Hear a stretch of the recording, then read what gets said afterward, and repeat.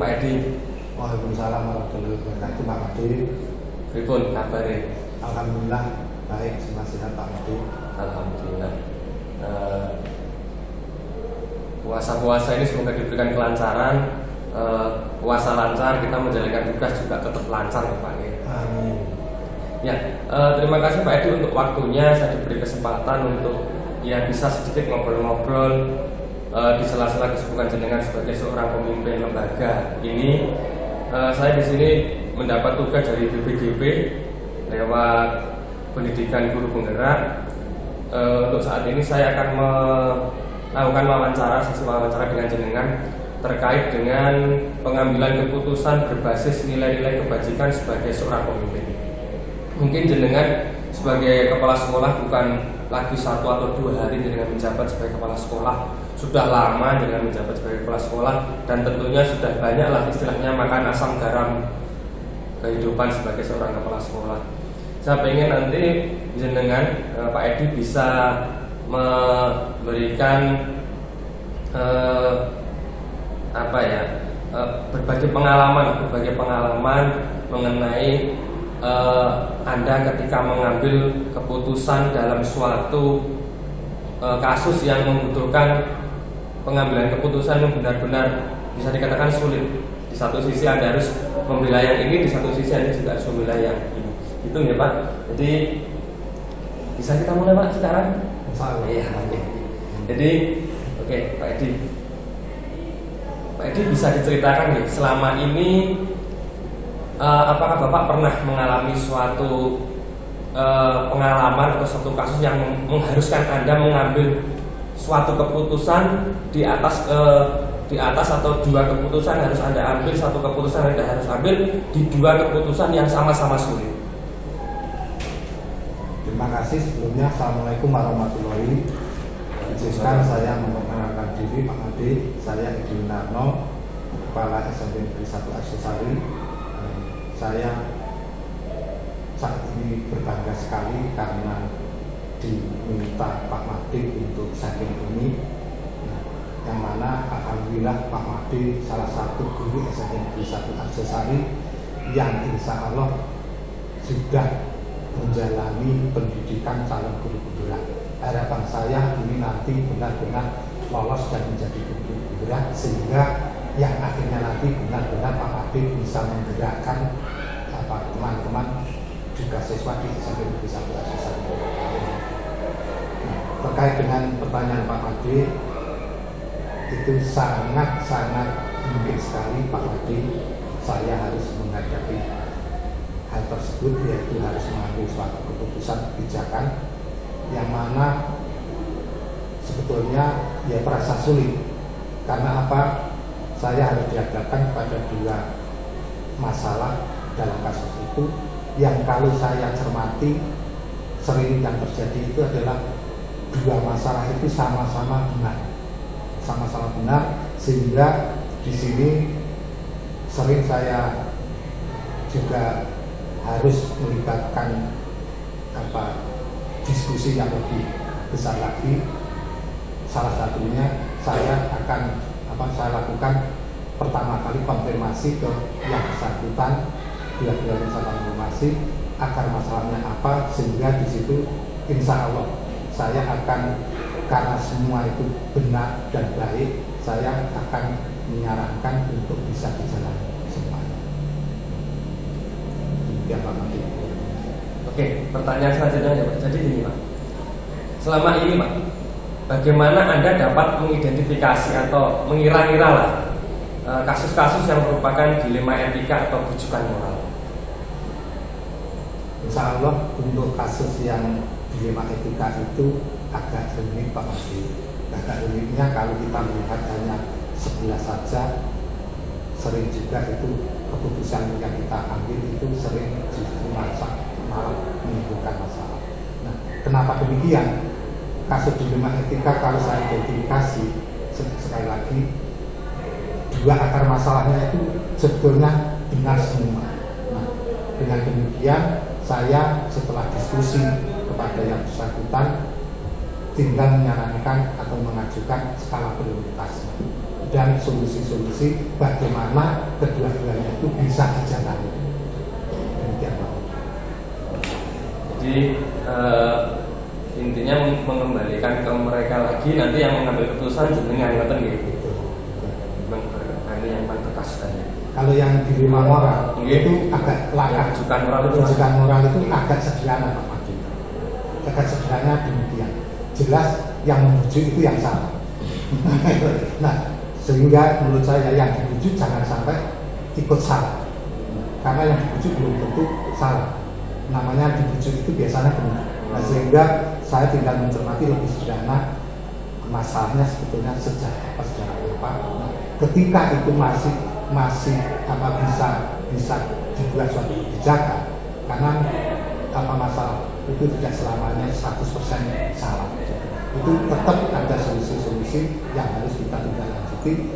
Tak kala itu berdampak baik di hal yang lain. Mungkin dampak salahnya, dampak jeleknya di hal tertentu saja. Kalau dilihat berdampak hal lain itu ada yang baik, itu tetap ya kita coba sharingkan. Kemudian dengan yang bersangkutan kita buat suatu kesepakatan selama itu tadi sekali lagi itu berdampak positif pada yang lain, ya kita coba. Jadi kembali lagi ke skala prioritas ya Pak. Belum tentu yang di sini salah, di tempat lain salah gitu gitu. Bisa jadi di tempat lain jadi pembenaran gitu. Lanjut Pak. Selama ini Pak, bagaimana Anda menjalankan pengambilan keputusan di sekolah Anda, terutama untuk kasus-kasus di mana ada dua kepentingan yang tadi Pak yang sama-sama benar atau sama-sama mengandung nilai kebajikan? Insya Allah Pak Madi, kalau Pak Madi sadari, saya sudah melakukan langsung dengan Pak Madi untuk melakukan ketika itu seperti yang saya lakukan dengan Pak Madi. Selalu Pak Madi menginformasi ke saya tatkala Pak Madi harus melakukan aktivitas yang terbentur dengan tugas-tugasan, maka saya sarankan selalu saya melakukan diskusi di dalam dengan Pak Madi untuk menemukan akar masalah. Nah, kalau sudah ketemu akar masalahnya, yang saya lakukan ke Pak Madi, ayo Pak Madi jangan mungkin mana yang bisa kita kondisikan sehingga semua bisa berjalan dan semua itu insya Allah dampaknya baik bagi kita semua. Baik untuk kita semua dan yang utama terhadap peserta didik ya Pak. Betul. Jadi betul sekali Pak. Jadi di pendidikan guru penggerak mungkin saya pernahlah meninggalkan kelas karena mungkin ada tugas di guru penggerak, dan jenengan juga menyikapinya dengan luar biasa selama ini. Itu.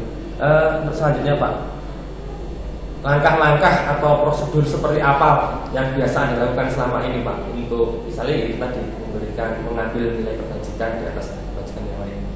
Langkah-langkah yang selama ini saya lakukan, Pak Madi sendiri juga sering terlibat langsung dengan bagaimana saya membuat kebijakan di sekolah ini. Pertama, kalau ada masalah selalu saya langsung akan mencari siapa yang bermasalah. Nah, kemudian selanjutnya saya mencoba mengidentifikasi atau mengenali Pak Madi masalahnya itu di skop siapa,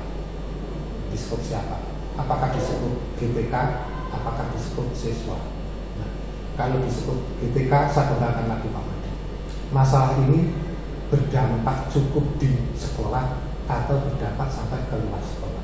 Nah, dari situ setelah ketemu saya mencoba melakukan diskusi mendalam. Kalau dengan yang bersangkutan juga belum ketemu solusinya, maka saya akan menggunakan sumber daya yang ada di sekolah dulu, yaitu untuk berkolaborasi bersama dengan urusan guru mata pelajaran yang insya Allah bisa saya pandang untuk memberikan solusi masukan membantu saya menyelesaikan masalah itu. Nah, kenapa ini saya lakukan Pak Madi? Saya sudah dari lama jadi guru juga sudah percaya apa yang saya miliki itu tidak semuanya benar. Nah, yang tidak benar yang saya miliki, yang saya lakukan itu insya Allah benarnya ada di orang lain. Untuk itu saya selalu bekerja sama memanfaatkan sumber daya yang ada, teman-teman yang ada untuk menyelesaikan. Nah, dengan siswa pun juga gitu. Ketika saya ada masalah dengan siswa, Pak Madi sampai kemarin Mungkin masih ingat, selalu saya panggil untuk saja diskusi bagaimana masalah bisnis Pak itu bisa terselesaikan. Karena saya itu manusia tidak sempurna, ada keterbatasan. Dengan memanfaatkan orang lain, harapan saya kekurangan yang ada di saya itu bisa tertutupi terpenuhi. Demikian Pak Adi. Nah, luar biasa Pak Edi.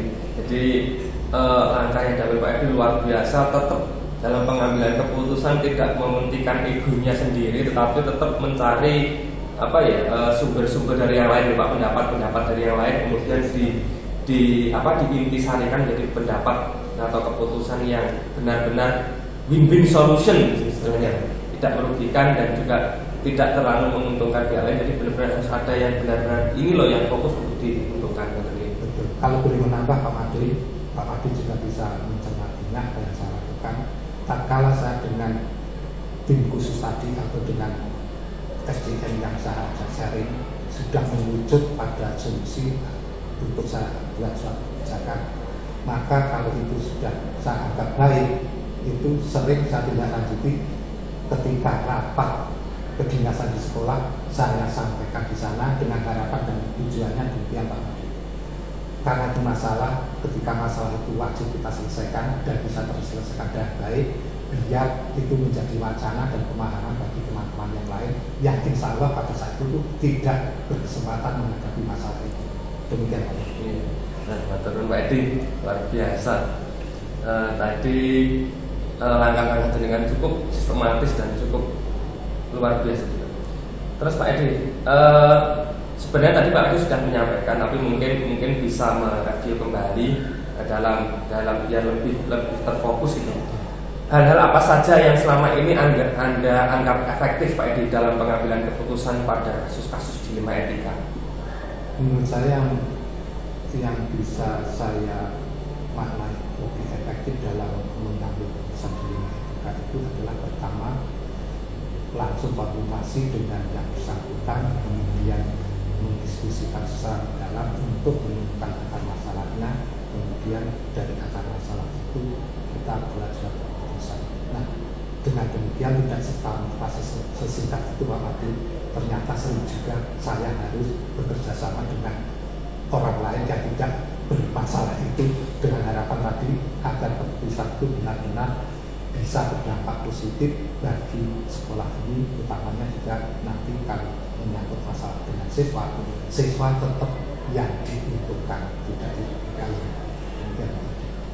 Jadi tetap kembali ke prioritas utama nih Pak, ke peserta didik kita sebagai pendidik di sekolah itu yang paling utama, goal utamanya tetap peserta didik. Betul Pak. Terus dalam melaksanakan pengambilan keputusan, Bapak pernah nggak Pak menghadapi tantangan atau hambatan dalam setiap pengambilan keputusan ini? Kalau tantangan itu sudah semestinya Pak Madi, sudah semestinya. Jadi memang suatu kebijakan itu dimunculkan karena ada dasar tantangan yang kita hadapi. Nah, kemudian bagaimana menghadapi tantangan itu, sekali lagi selama kita menggunakan dasar kebajikan, hal yang baik, maksud hal yang baik di sini adalah dalam ranah dunia pendidikan. Tadi goalnya ya bagaimana siswa kita itu terlayani dengan optimal, itu tetap tantangan seberat apapun, insya Allah ketika saya juga mau bicara melibatkan unsur-unsur yang ada di sekolah ini, bahkan sampai sering juga dengan komite juga Pak orang tua Pak siswa juga, Pak Madi juga sering terlibat. Nah, itulah tantangannya. Kita harus tidak boleh menganggap masalah itu selesai di tangan saya. Nah, maka tantangan yang berat itu akan menjadi mudah ketika kita mau membuka diri untuk mencoba menyelesaikan masalah itu. Jadi meskipun Pak Edi sudah lama menjabat sebagai kepala sekolah, tetap ya Pak, tantangan itu tetap nggak akan sirna Pak ya, saat dengan atau nanti mungkin saya nggak diberi kesempatan menjadi seorang pemimpin dalam mengambil keputusan, tetap pasti ada nih tantangan itu. Tetap seperti materi di Pak Madi pada saat cermati, ada istilah kodrat jalan dan kodrat alam. Kodrat alam itu ternyata tidak lepas dari kodrat zaman. contohnya tentang HP saja. Nah, itu teknologi itu akan selalu berubah. Dan ada orang bijak berkata, ternyata yang menang itu ada perubahan itu sendiri. Insya Allah Pak Made sampai kapanpun mesti akan menjadi tantangan karena perubahan selalu ada. Iya, betul sekali Pak. Jadi evolusi itu akan terus ada, dan kita sebagai manusia itu apabila ingin terus berlanjut atau terus mengikuti perkembangan zaman harus bisa melindas atau menghadapi tantangan-tantangan tersebut. Betul sekali. Betul, terima kasih. Terus gini Pak, apakah Bapak itu punya sebuah jadwal tertentu dalam menyelesaikan kasus dilema etika? Apakah Anda langsung menyelesaikan di tempat atau memilih sebuah jadwal untuk menyelesaikannya? Bentuk atau prosedurnya seperti apa Pak yang dijalankan? Jadi apakah langsung misalnya ada masalah langsung Anda selesaikan atau Anda mencari waktu atau tempat yang tepat gitu? Ada prinsipnya, karena masalah maka saya berasumsi dan sering saya pedomi, saya gunakan bahwa penyelesaian masalah itu harus secepatnya, sehingga insya Allah saya tidak membuat jadwal penyelesaian masalah Pak Hadi.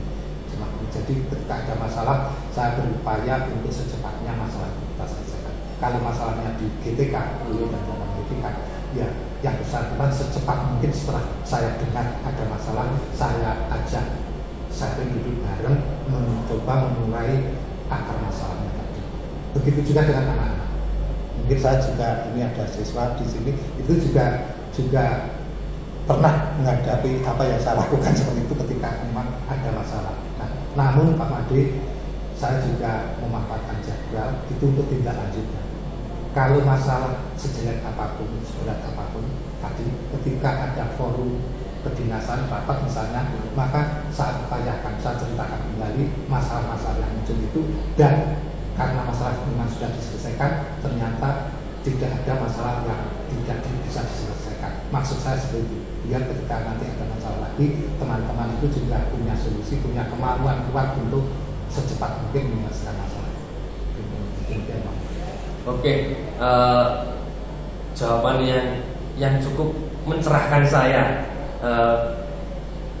Jadi istilahnya jenengan itu hampir mirip dengan polisi Pak, responsif bisa dikatakan. Ketika ada masalah langsung ditindak, dan secara prosedural atau secara bentuknya ketika sudah selesai melakukan penindakan atau mengambil suatu keputusan, jenengan akan bawa ke bentuk jadwal mungkin di forum atau apa untuk ya istilahnya menginformasikan atau memberikan apa gitu sumber materi informasi kepada rekan-rekan sejawat ketika mungkin ada kesempatan di rapat umum atau mungkin evaluasi ketika habis upacara dari Senin gitu ya Pak. Selanjutnya Pak, ya ini sebenarnya tadi sudah dijawab dengan tapi saya ingin memperjelas. Adakah seseorang atau faktor-faktor apa yang selama ini mempermudah atau membantu Anda dalam pengambilan keputusan dalam kasus dilema etika? Saya jawab dulu terkait faktor. Faktor yang mempermudah saya menyelesaikan dilema etika itu adalah keterbukaan. Jadi dari yang bermasalah, yang punya masalah, yang disebutkan ke saya selama pembinaan dan posisi di saya itu sebagai dilema etika, itu akan sangat membantu ketika saya sharing diskusi itu betul-betul disampaikan apa adanya. Insya Allah itu Pak Made. Kemudian kalau orang yang bisa mempermudah saya banyak sekali Pak Made, banyak sekali. Tidak hanya guru, sering saya juga minta tolong di itu. Nah, itu sehingga dilema etika itu akan menjadi bukan lagi dilema bagi saya karena bantuan teman-teman. Nah, kata kuncinya siapapun orangnya, faktornya apa, selama itu betul-betul kita mau membuka real faktanya, datanya, itu insya Allah akan mempermudah saya Pak Made.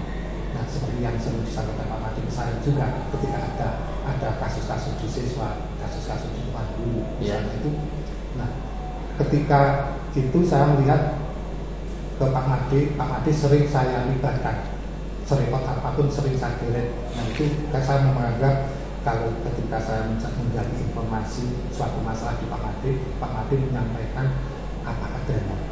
Itu harapan saya, sebetulnya sering juga ke teman-teman lain, tapi yang juga justru sering saya gadek Pak Adi ini ya mohon maaf kalau saya sering berbuat Pak Adi juga. Ya Pak, jadi luar biasa apa yang disampaikan Bapak barusan.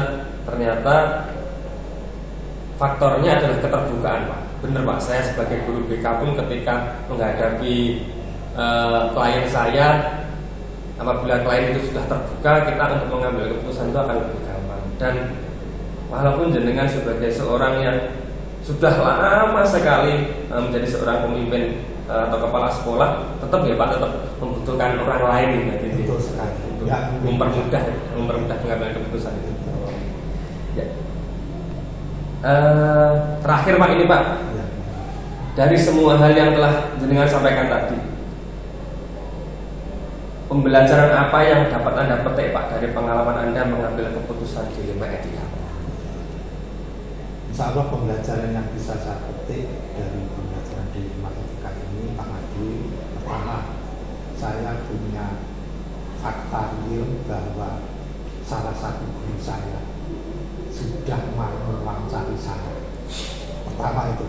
Yang kedua, di sini saya ingin menyampaikan, selama ini di mana-mana saya menyampaikan di rumah pun dengan keluarga, bahwa di dunia ini tidak ada manusia yang sempurna.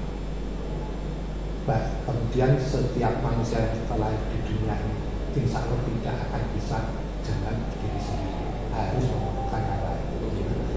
Kemudian karena seperti itu manusia tidak ada yang sempurna, harus butuh yang lain, maka potensi kita menghadapi gesekan, menghadapi permasalahan itu sangat mungkin Pak. Nah, artinya kalau bahasa salah benar, insya Allah manusia tempatnya salah. Nah, di sini kesempatan kali ini ingin saya sampaikan Pak Adi, sesalah apapun kita, maka kita tetap bisa menjadi orang hebat Pak Adi. Catatannya, ketika kita mau menyadari dan terbuka atas kesalahan kita dan berupaya untuk mencoba menyelesaikan atau membuat benar kesalahan kita, terakhir yang penting jangan sampai mengulangi kesalahan itu sama. Ini insya Allah solusinya seperti itu Pak Adi. Pembelajaran yang luar biasa ini mudah-mudahan bermanfaat bagi kita semua Pak Adi. Jadi pembelajaran yang dapat dipetik berdasarkan dari Pak Edi tadi, kita sebagai manusia ya Pak, tidak pernah mungkin yang namanya lepas dari kesalahan. Tapi sebagai manusia juga kita harus belajar dari kesalahan untuk memperbaiki kesalahan tersebut menjadi sesuatu yang benar, dan jangan sampai kita mengulang kembali kesalahan tersebut agar tidak menjadi manusia yang merugi. Ngerti nggih Pak? Luar biasa. Terima kasih Pak Edi untuk waktunya dan juga untuk jawaban-jawabannya saat ini yang luar biasa, membuat saya benar-benar menemukan inspirasi baru, menemukan sesuatu yang ternyata menjadi pemimpin itu tidak sulit ya. Ternyata menjadi pemimpin itu tidak juga mudah. Nah, jadi banyak sekali faktor-faktor yang mengharuskan kita menjadi seorang pemimpin itu. Kita tidak hanya menjadi seseorang yang bisa memerintah, tapi kita juga harus seseorang yang bisa menimbang-nimbang dengan berbagai kebijakan kita tersebut, Pak. Ngoten nggih. Nah, bahkan terakhir Pak Iya. Madi, saya juga sangat berharap Pak Madi itu nanti juga bisa melampaui saya. Amin. Kita bisa menjadi pemimpin nanti. Nah, untuk itu saya berpesan, tatkala Pak Madi menuju ke sana, menurut saya ada satu strategi Pak Madi, yaitu carilah apa yang dilarang. Siap. Carilah apa yang dilarang untuk gimana Pak? Untuk Pak Madi menjadi CGP ataupun menjadi pemimpin. Berarti carilah apa yang dilarang supaya tidak melaksanakan apa yang dilarang, atau nggih? Hanya itu sederhana sekali untuk menjadi pemimpin hebat. Nggih, siap. Matur nuwun Pak Edi, kembali lagi saya ucapkan terima kasih yang luar biasa. Saya bisa ngomong langsung dengan istilahnya, kalau di istilah ini A1, orang yang benar-benar sumbernya langsung. Jadi kembali lagi terima kasih Pak Edi untuk waktunya dan juga untuk kesempatannya. Semoga kita masih diberi kesempatan untuk berjumpa di lain waktu, di lain kesempatan kita diberikan kesehatan, nikmat sehat dan nikmat sempat. Amin. Matur nuwun Pak Edi. Sama-sama Pak Ade, Oke. terima kasih. Iya. Selamat untuk Pak Ade. Sama-sama. Assalamualaikum warahmatullahi wabarakatuh. Waalaikumsalam warahmatullahi. Assalamualaikum Ibu Eti. Waalaikumsalam warahmatullahi wabarakatuh, Pak Made. Luar biasa dari senyumnya. Gimana kabar hari ini? Alhamdulillah sehat. Bagaimana dengan Pak Made? Alhamdulillah sehat Bu, meskipun ya bisa dikatakan cuaca akhir-akhir ini cukup panas, ditambah dengan ya kita menjalankan ibadah puasa. Gimana puasanya Bu Eti? Alhamdulillah lancar. Iya, semoga meskipun kita puasa kita tetap semangat nih Bu, menjalankan rutinitas kita, menghamba pada siswa dan juga menjalankan aktivitas-aktivitas kita yang lainnya dan juga beribadah tentunya. Terima kasih Bu Eti untuk waktunya dan juga kesempatannya. Saya sudah diterima dengan cukup baik di sekolah jenengan, yang sekolah yang wah, luar biasa hebatnya ini, SDN 1 Gondang.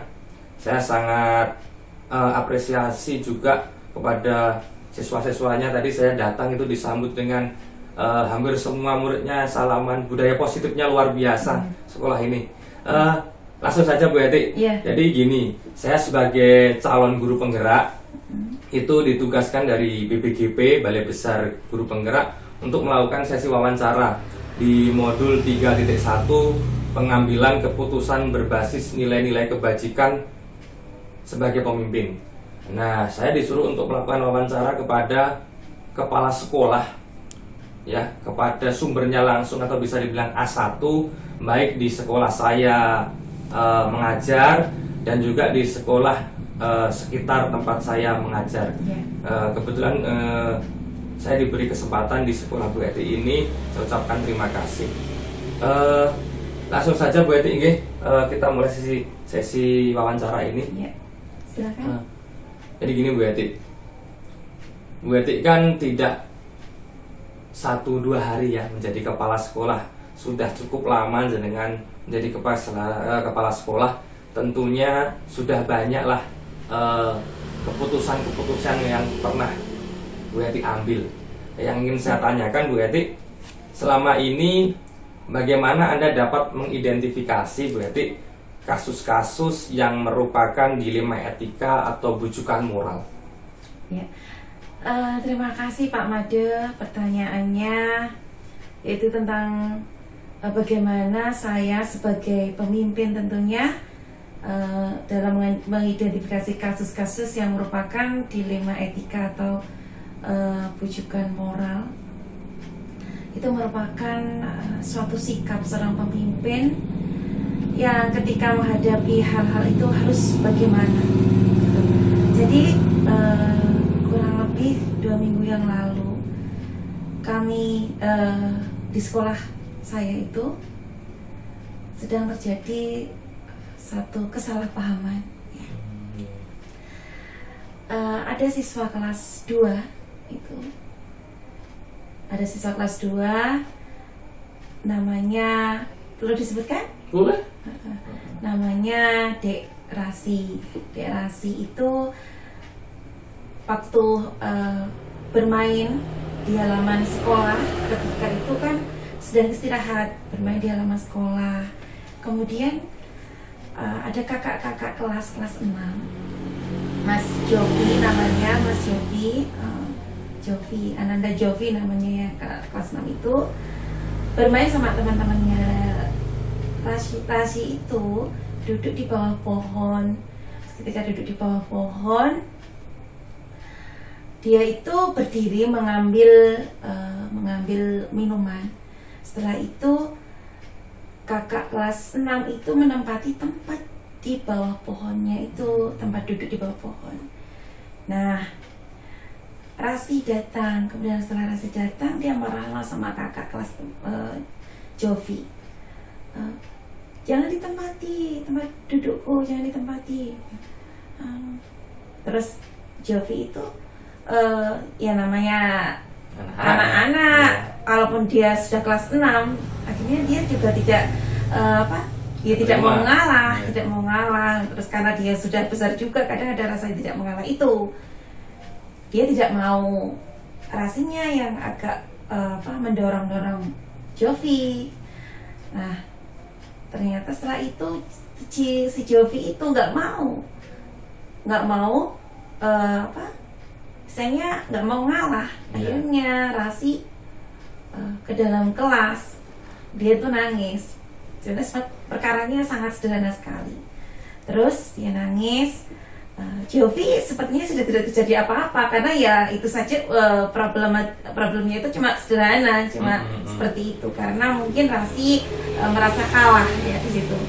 Akhirnya ternyata sampailah di rumah, di Rasi itu bilang sama ibunya kalau di sekolah dia itu dipukul sama si Jovi. Dia dipukul sama Jovi, kemudian dia menangis. Intinya dia mendramatisir kejadian itu karena dia tidak mengalah, tidak mau mengalah dari kakaknya tadi. Sebenarnya ya memang si Jovi yang salah, tapi itu kan masalah sederhana sebenarnya. Akhirnya orang tuanya, si ibu ini WA ke wali kelas. Ketika wali kelas, si wali kelas ini, ibu guru wali kelas ini sharing dengan saya, daripada nanti terjadi hal yang tidak baik antar orang tua, itu akhirnya ya bagaimana cara kita menyelesaikannya baik-baik. Itu tadi sedikit cerita. Jadi Rasi tadi memang cerita yang tidak sesuai dengan kenyataan. Kata di sekolah begini-begini, yang tidak sesuai dengan kenyataan yang tadi di lapangan. Seperti itu. Jadi Bu Eti langsung memanggil kedua wali murid gitu ya? Iya. Akhirnya begini, setelah itu saya panggil dulu ibu wali kelasnya. Ibu wali kelasnya saya panggil. Ketika ibu wali kelas itu sharing ke saya, sharing dulu, kemudian beliau kembali ke kelasnya. Saya panggil kembali itu. Maaf ya Pak Mada, itu esok harinya ya. Besoknya gitu. Besoknya gitu saya panggil ya, karena kejadiannya kan. Iya, karena kan si anak itu udah pulang. Baru ada kejadian lapor ke orang tuanya. Tadi kurang ya. Keesokan harinya itu dapat kabar seperti itu, kalau di wali kelasnya di WA sama orang tuanya, bagaimana Bu, namanya anak kecil, kenapa kok kakak kelas kok sampai mau mukul, sampai dipukul, sampai digini anaknya si Rasi tidak masuk saat itu. Ketika saya panggil, anak si Rasi ini tidak masuk ke sekolah gitu. Nah, dengan alasan dia menggigil panas karena kena misalnya pukulan-pukulan seperti itu. Ibunya WA ke wali kelas, kemudian saya panggil. Ketika kita sering-sering, kita ngobrol gimana atau kejadiannya seperti ini ya, kalau besok semoga saja Rasi sudah sembuh, besok kita langsung panggil anaknya. Pertama itu yang keesokan harinya. Setelah itu si Rasi saya panggil, Jovi saya panggil, saksi juga saya panggil. Kita wali kelas, saya dan ada 4 anak, 2 saksi sama si yang bersangkutan Jovi dan Rasi tadi di kantor saya panggil. Kemudian ada ibu guru yang lain juga yang melihat itu, dan situasi di situ kami tidak mengintimidasi anak, bahkan kami ajak obrol-obrolan dulu. Pertama itu Rasi itu nggak mau ketemu si Mas Jovi, si Jovinya. Akhirnya Rasi kembali dulu ke kelas, Jovinya yang ditanya sama kedua saksi tadi, bagaimana gini sudah. Dia bercerita, sebenarnya kejadiannya begini Bu, saya tidak megang sama sekali sih Rasi. Saya itu hanya menempati tempat duduknya. Kemudian Rasi marah ke saya, kemudian Rasi masuk ke kelasnya. Hanya sesimpel itu sebenarnya. Kemudian saksinya juga bukan teman satu kelasnya, karena kalau kita manggil teman satu kelasnya itu nanti akan dibela tentunya. Betul. Itu di situ alhamdulillah ada beberapa anak dari kelas yang lain. ada dari kelas 3 sama ada dari kelas 5. Jadi kami panggil itu, dan ternyata dari saksi itu menyatakan juga sama, tidak terjadi pemukulan, tidak terjadi apa-apa. Kemudian Jovi kamu ke kelas dulu, sama 2 saksi itu silakan masuk ke kelas dulu. Rasinya dipanggil, dengan kita obrolan kecil dulu nih itu Pak Made ya, tidak langsung mengintimidasi anak sama sekali. Kamu tadi sudah sembuh, sakit apa dan lain sebagainya. Kita langsung kita setelah banyak obrolan gitu, akhirnya kita coba mengorek-korek dengan bahasa-bahasa anak-anak yang mungkin dia tidak merasa terintimidasi. Yang pertama, responnya anak itu masih berbohong. Terus kemudian akhirnya saya ceritakan sedikit-sedikit. Saya bahkan menceritakan itu kalau intinya tidak langsung kamu kalau berbohong dosa tidak seperti itu. Saya ceritakan tentang cerita yang kejadian nyata yang kalau berbohong itu begini. Akhirnya kamu kalau gimana gitu. Oh, kejadian itu sama menimpa kamu nak. Terus sambil kita senyum, saya dan wali kelasnya itu ya senyum, tidak ada rasa yang menakutkan untuk anak. Kemudian kita terus saja membuat anak itu akhirnya mau jujur, tidak dengan intimidasi, dengan bahasa anak-anaknya, dengan kejujurannya, akhirnya dia jujur. Berarti akhirnya clear ya? Clear, selesai itu. Selesai, kita pertemukan kembali Mas dengan si yang kelas 6 tadi ya? Iya, kelas 6 tadi. Nah, setelah itu sudah selesai, saya WA. Sudah selesai, sudah salaman, sudah minta maaf, tidak ada terjadi apa-apa. Saya WA ibunya. Ibunya kita panggil ke sekolah, anaknya kita kembalikan ke kelas. Kita panggil ibunya ke sekolah, kita telepon dulu, kita mencoba komunikasi dulu dengan sebaik-baiknya, bagaimana mengajak orang tua dengan orang tua yang mungkin emosional di situ ya. Terus dengan bahasa-bahasa yang misalnya tidak membuat orang tua itu kayak ini seperti apa, bagaimana. Jadi alhamdulillah orang tua juga mau datang seperti itu. Dan juga akhirnya mengerti ya kejadian sebenarnya anaknya, ya. Anak saya ternyata seperti itu. Iya. Di rumahnya itu berbeda sama anaknya Nurul, ternyata di sekolah ternyata kejadiannya tidak seperti itu. Akhirnya orang tuanya saat menyadarinya dan minta maaf pada wali kelas.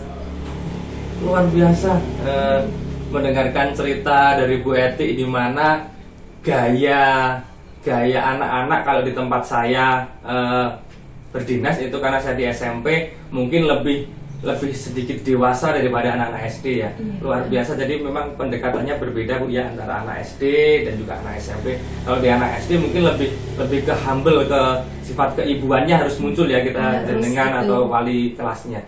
Luar biasa. Jadi dari apa yang Ibu tadi ceritakan, saya sudah bisa menangkap bahwa intinya itu Anda untuk mengidentifikasi suatu masalah yang berkaitan dengan dilema etika maupun bujukan moral, secara tidak langsung ataupun secara langsung Anda mengorek langsung ya, mengambil keterangan langsung dari yang bermasalah tadi ya. Jadi dari kedua anak tadi sekaligus dari saksi-saksi yang lain. Ya, luar biasa, itu sudah cukup bagus cara Anda mengidentifikasi, bagi saya rasa seperti itu. Terus lagi Bu, pertanyaan.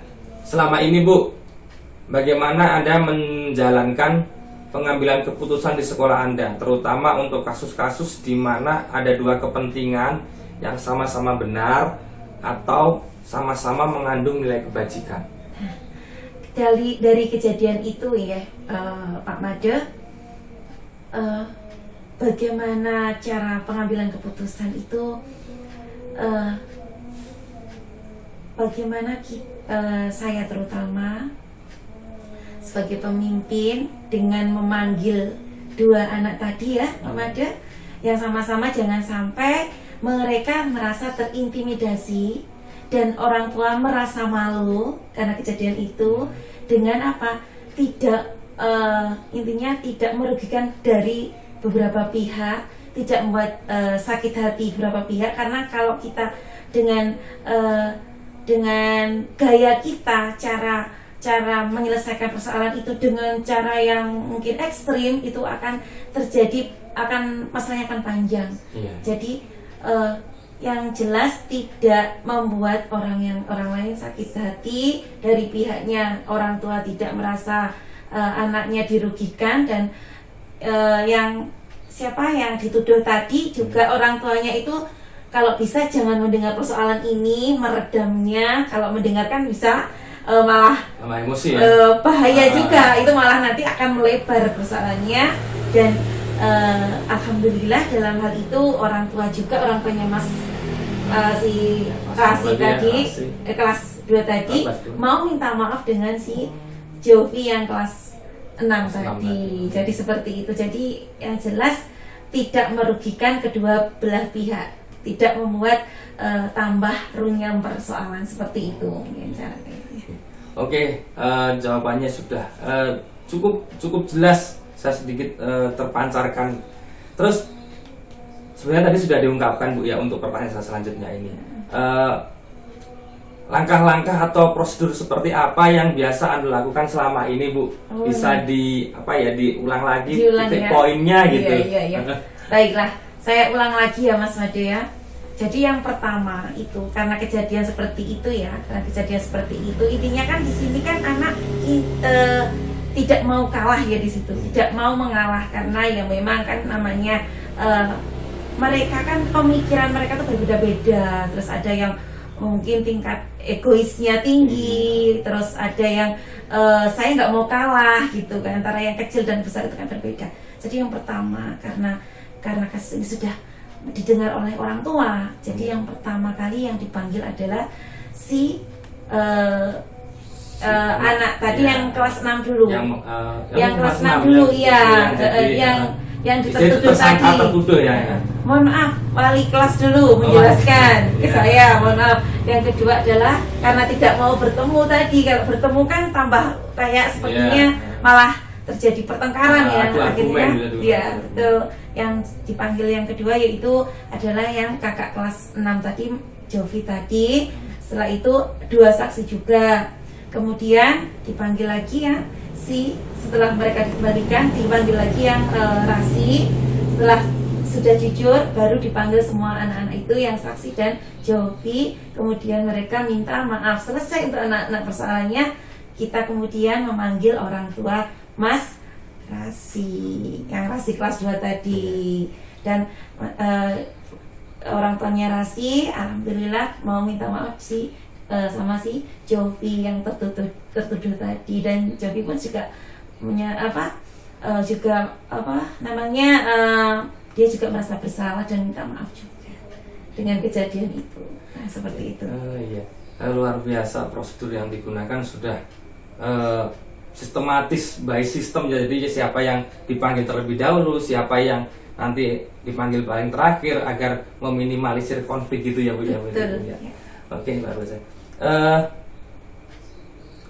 Selanjutnya berarti hal-hal apa saja yang selama ini Anda anggap efektif dalam pengambilan keputusan pada kasus-kasus dilema etika? Komunikasi tentunya. Komunikasi ya yang paling penting. Komunikasi, dan tentunya itu apa ya? Kita itu kalau bisa kita selesaikan persoalan itu saat ini juga. Saya harus diselesaikan, komunikasi dengan baik ya, tentunya dengan bahasa yang santun juga kepada anak-anak, kepada juga wali murid yang bersangkutan. Jadi itu mungkin komunikasi dengan baik. Kalau biasanya kalau tidak komunikasi hanya karena kita mendengar kemudian menyimpulkan sendiri, itu akan terjadi hal yang kurang baik. Gitu, jadi kuncinya komunikasi berjalan dengan lancar, dan juga responsif, harus segera ya intinya, harus segera, jangan sampai ditunda-tunda supaya tidak menjadi sesuatu yang lebih besar lagi. Betul. Iya. Oke, untuk selanjutnya berarti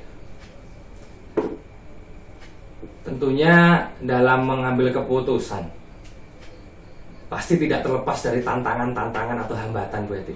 Iya. Nah, selama ini hal-hal apa saja yang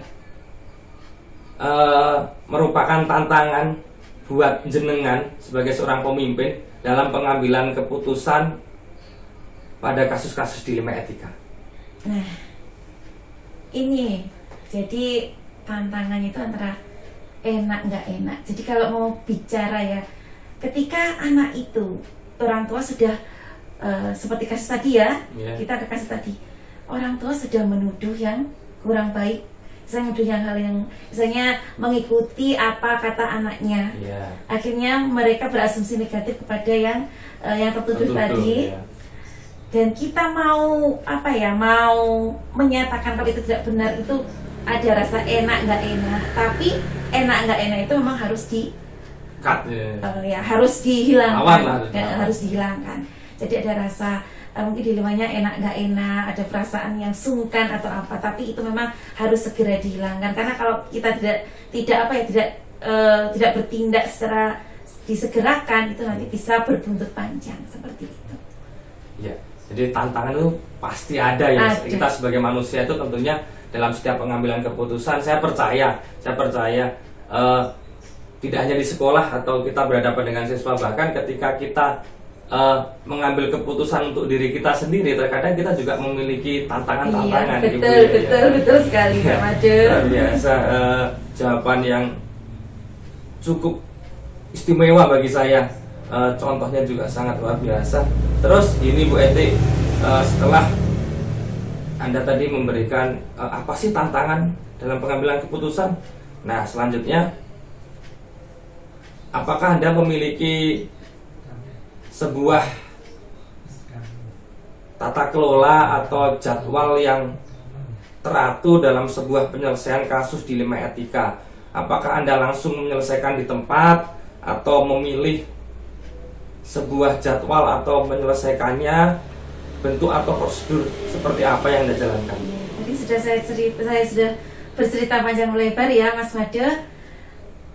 Kalau kita ya, kalau dalam suatu penyelesaian kasus dilema, dan itu sudah satu hari kejadian ya, kemudian hari selanjutnya ternyata guru kelas, wali kelas baru bercerita, kemudian yang hari ketiga harus segera diselesaikan. Seperti itu. Ketika anak sudah ada di sekolah, kita harus selesaikan. Ataupun kalau anak belum masrasinya kemarin tadi belum masuk pun ya. Orang tua tetap kita hadirkan di sana. Kalaupun orang tua itu mau hadir, kalau tidak hadir, saya dan wali kelas akan datang ke rumahnya. Jadi kalau bisa itu penyelesaian kasus itu harus disegerakan. Jadi harus selesai. Jadi kembali lagi ke jenengan yang awal tadi ya. Jadi intinya adalah responsif, sebisa mungkin, sesegera mungkin berarti ya. Kalau prinsip Anda di mana ada suatu masalah harus segera diputuskan atau diambil keputusan atau diselesaikan supaya tidak melebar atau tidak menjadi bom waktu gitu ya. Iya. Terus Anda sebagai seorang pemimpin, Bu Eti, dalam pengambilan keputusan, adakah seseorang atau faktor-faktor pendukung Anda atau yang membuat Anda mudah atau mempermudah Anda dalam mengambil sebuah keputusan? Iya, tentunya ini ada, yaitu pertama wali kelas. Iya. Yang kedua adalah salah satu teman guru yang ikut membantu dalam misalnya membuat anak itu mungkin lebih nyaman berbicara seperti itu. Jadi ada teman guru dan wali kelas. Jadi ada itu yang teman-teman yang mau membantu untuk mempermudah bagaimana kasus itu bisa segera terselesaikan. Jadi seperti itu. Jadi intinya Anda untuk mengambil keputusan, meskipun Anda seorang pemimpin, ya, pemimpin itu kan bisa saja kalau pemimpinnya itu memiliki ego yang tinggi, ini keputusanku, dia ambil sendiri tanpa melibatkan orang lain. Tapi dari jawaban Anda tadi, untuk mempermudah pengambilan keputusan Anda tetap menerima masukan dari orang lain atau melibatkan dari orang lain, rekan sejawat atau bisa dikatakan wali kelas tadi juga ya. Terus pertanyaan terakhir Bu, dari semua hal yang telah disampaikan tadi, pembelajaran apa yang dapat Anda petik dari pengalaman Anda mengambil keputusan di ilmu etika? Jadi di sini ya Pak Made, apa yang dapat saya petik dari pengalaman dalam mengambil keputusan ini, yaitu tentunya dengan komunikasi yang baik dengan baik ya, kalau dari dari persoalan tadi dengan teman sejawat kita, komunikasi kita sering sharing dan terbuka, terus istilahnya mengorangkan mereka, itu akan lebih membantu kita dalam menyelesaikan persoalan yang ada di sekolah. Yang kedua yaitu kita komunikasi dengan wali murid dengan baik. Jadi di sekolah itu ada grup wali murid Pak Made. Jadi ada paguyuban wali murid. Ketika di sekolah itu ada segala problematika atau apa, saya sebagai kepala sekolah dan teman-teman itu selalu membuka diri dengan kalau ada persoalan apa-apa langsung silahkan WA ke wali kelas. Jadi kalau ada apa-apa WA ke wali kelas, jangan sampai menyebar dulu, dibicarakan dengan wali murid yang satu dengan yang satunya, nanti malah tambah akan memperpanjang. Jadi dengan wali kelas dulu membuka komunikasi dengan via WA, pesan atau seperti itu Pak Made. Saya juga seperti itu Pak Made. Jadi komunikasi itu nomor 1, seperti itu pesannya. Ketika komunikasi kita baik, itu insya Allah akan menghasilkan sesuatu yang baik juga. Segala persoalan juga akan terselesaikan, apapun itu. Mungkin itu. Iya. Jadi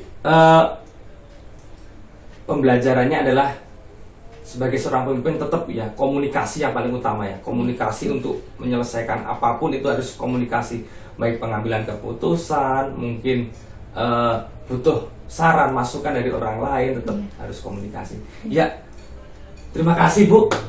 Ini luar biasa kesempatan saya bisa bertemu dengan jenengan. Luar biasa bagi saya, pengalaman yang tidak bisa diungkapkan dengan kata-kata, di mana saya bisa bertemu dengan seseorang yang tepat, bisa dikatakan semua pertanyaan saya ini bisa dijawab dengan legowo di hati saya, dengan pas gitu, kok mantep banget di hati saya gitu. Terima kasih Pak Made. Iya, saya terima kasih Bu, dengan bertemu dengan Ibu, banyak ngobrol dengan Ibu. Saya yang masih sebagai seorang guru biasa ya, belum pernah lah mengincip-incip yang namanya jadi kepala sekolah itu, dan juga sebagai calon guru penggerak saya mendapatkan banyak pencerahan, banyak masukan, banyak ilmu baru dari Bu Eti.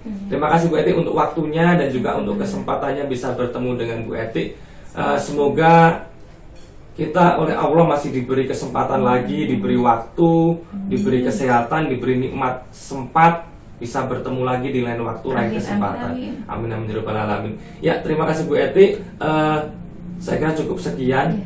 Silahkan nanti Bu Eti bisa melanjutkan kembali pekerjaannya. Saya mohon diri untuk kembali ke tempat tugas saya. Ya, terima kasih Bu Eti. Ya, semoga lancar ya. Amin amin ya rabbal alamin. Ya, assalamualaikum warahmatullahi wabarakatuh. Waalaikumsalam warahmatullahi wabarakatuh.